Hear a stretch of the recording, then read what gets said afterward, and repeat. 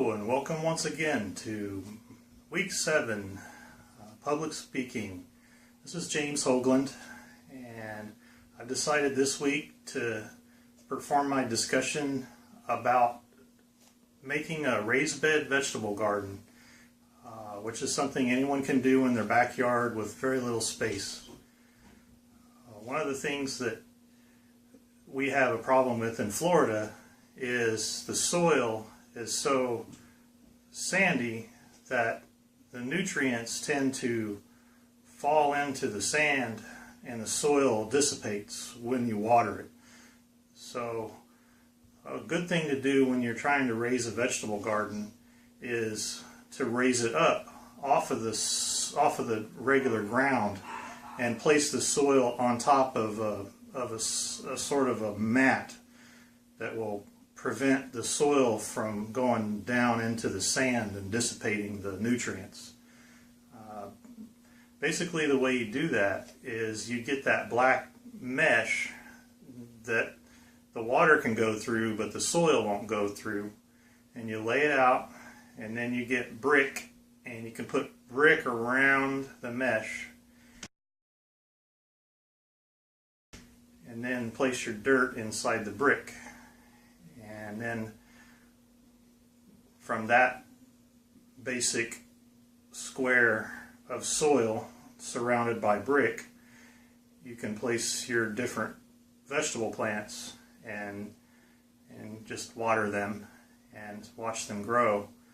What I did was I bought a bunch of seeds from the store, different vegetable seeds. I got some tomato plants and some squash and broccoli, and I got some seasonings like basil and dill and different seasonings, and put it around the outside of where the bricks have holes on the sides.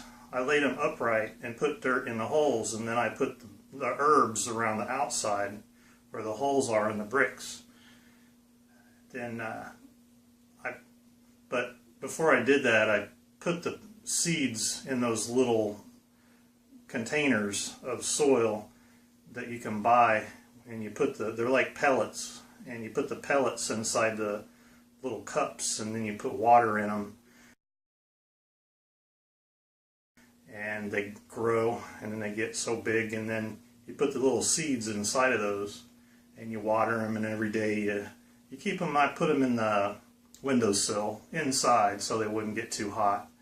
And after about 3 weeks, they started growing.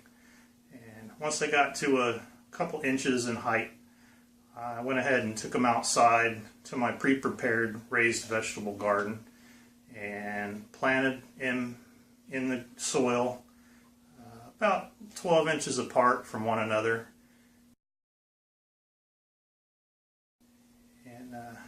Patted them down and just daily watered them with the watering can. Just filled it up with the water hose and took it out there and kept them watered each day.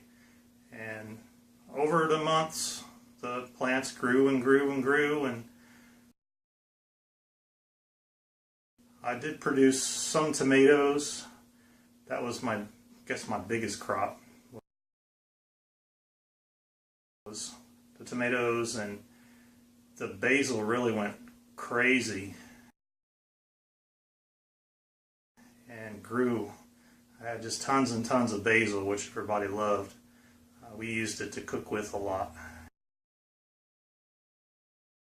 And did some broccoli, but it got a little bit too hot and it took too long to grow.